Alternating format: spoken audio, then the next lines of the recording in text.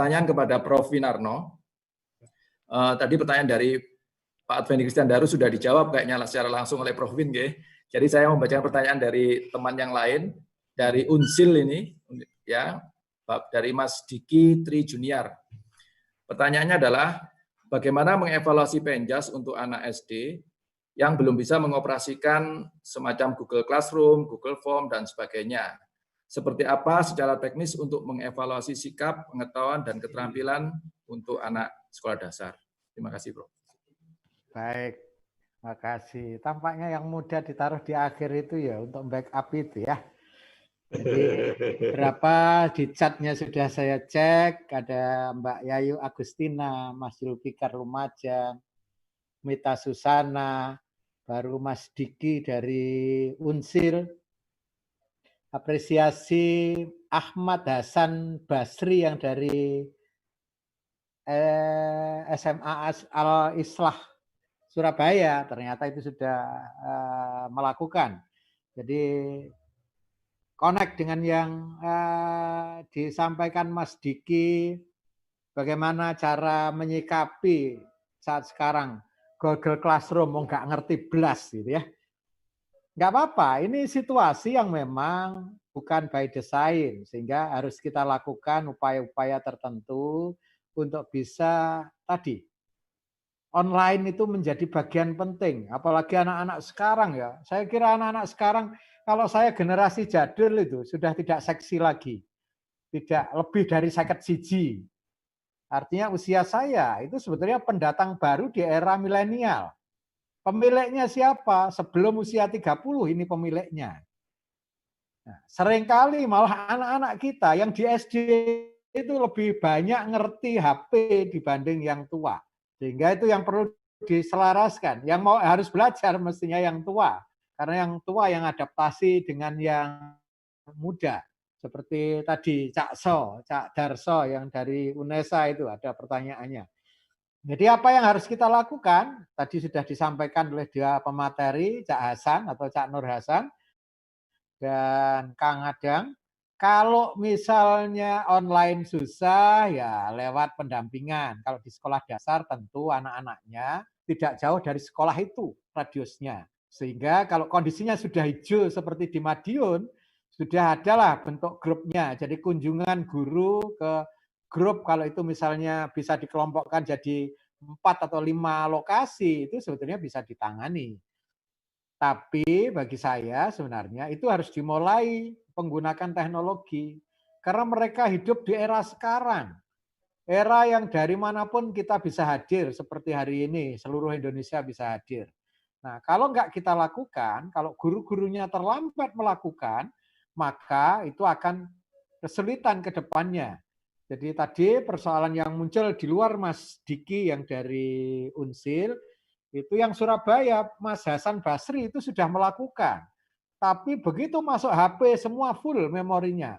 Nah sekarang diubah polanya Mas Hasan Basri, jangan dikirim gambar video ke HP, tapi taruhlah di online system. Jadi numpang saja di online itu. Di UM itu sudah diselaraskan dengan si Pejar. Jadi namanya tutorial pembelajaran, tidak perlu masuk HP. Tapi anak-anak bisa melihat dari program yang kita bangun untuk dicek secara online. Sehingga itu akan mengurangi beban. Kalau kok Google Drive kita nggak nyutut, buat Google Drive baru.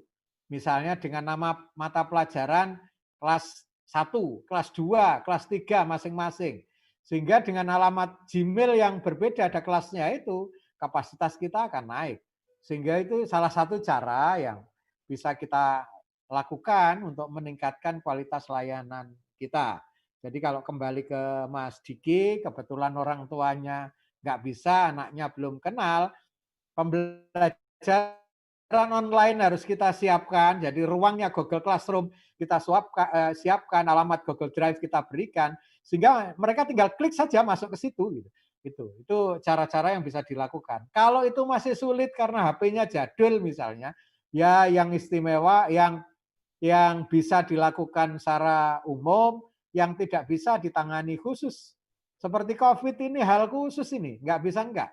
Sehingga harus kita tangani secara khusus gitu. Khusus yang tidak ada jaringan misalnya. Nah, itu karena bagian penting dalam kehidupan kita, karena mereka lah generasi muda yang harus saya disiapkan untuk bisa menghadapi masa depan. Artinya pembelajaran yang kita lakukan sekarang itu sebetulnya antisipasi untuk 10-20 tahun ke depan. Jadi jangan sekarang digunakan untuk sekarang. COVID ini ketika saya kuliah S1 84 itu tidak terbayangkan. Tapi tiba-tiba ada COVID, apa yang saya lakukan? Saya harus berubah.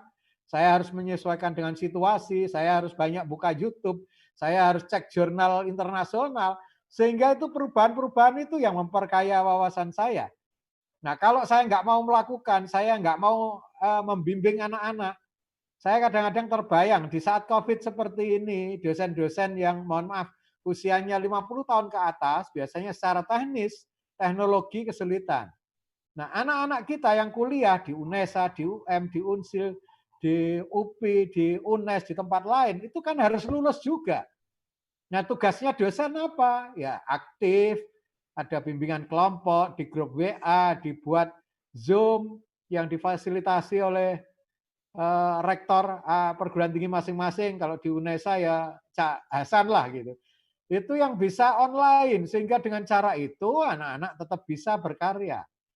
Walaupun sekarang penelitian langsung sulit, tapi misalnya dengan artikel review, itu sebetulnya cara-cara adaptasi yang tua untuk memasuki era yang baru. Jadi bagi saya sebenarnya prinsipnya jangan menyerah pada situasi, tapi adaptasilah yang bisa dilakukan apa, kerjakan. Seperti tadi, penilaian online untuk sikap dan keterampilan, 2 minggu lalu itu bagi saya belum ketemu. Tapi ternyata setelah saya analisis namanya ada self assessment. Jadi penilaian personal. Yang dilatih apa? Tanggung jawab, disiplin dan seterusnya. Jadi kalau keterampilan, pertanyaan Pak Darso tadi, yang diukur jangan semata-mata keterampilannya, tapi upayanya menjaga kebugaran jasmani dalam seminggu itu seperti apa. Nah, pertama yang harus dilakukan, percayalah yang dilakukan anak-anak itu baik, karena anak-anak semua juga pengen sehat. Jadi pikiran kita harus positif, membangun paradigma baru, siapapun kita percaya. Nah, nanti kan suatu saat akan bisa, kalau sudah normal bisa dicek. Jadi kalau misalnya lakukan push up selama 2 menit dilakukan 3 kali misalnya. Pertama berapa, kedua berapa, ketiga, keempat, kelima, dan waktunya juga ditulis gitu. Nah, sehingga suatu saat kan nggak mungkin bohong terus. Jadi itu ya sebenarnya yang sedang dibangun. Jadi semata-mata bukan keterampilannya, tapi habitnya, budayanya untuk memberikan yang terbaik. Termasuk ini pertanyaan Mbak Nita Susana dari Tulungagung. Jadi apakah cukup misalnya dengan video? Janganlah.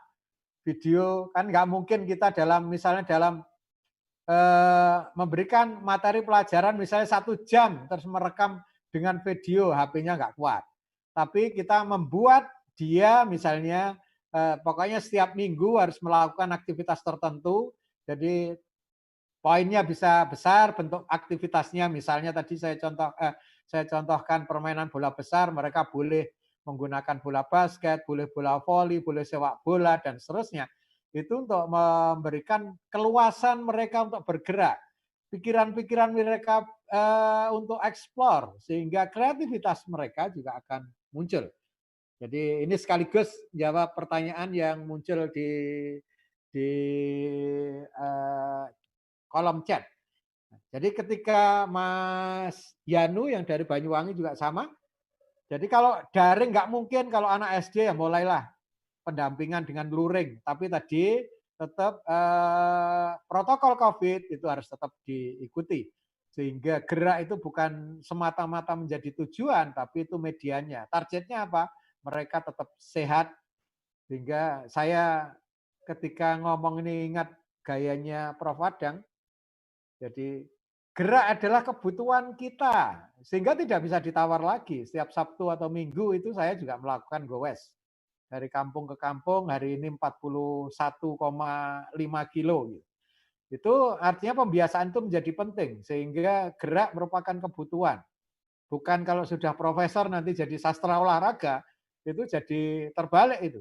Jadi yang kita pahami benar, maka kita lakukan. Kalau nggak bisa daring, ya mulailah disederhanakan yang bisa. Sehingga pendekatan-pendekatan itu harapannya akan menyelesaikan persoalan. Saya kira itu, Mas Moderator, saya kembalikan. Oke, baik. Terima kasih Prof. Winarno, penjelasannya luar biasa. Bapak Ibu peserta webinar sekalian. Mas Suara. Halo. Sudah, Prof? Ya, baik. Masih mute. Halo, tes. Oke, baik. Terima kasih Prof. Winarno untuk penjelasan yang luar biasa yang sudah disampaikan. Bapak Ibu sekalian.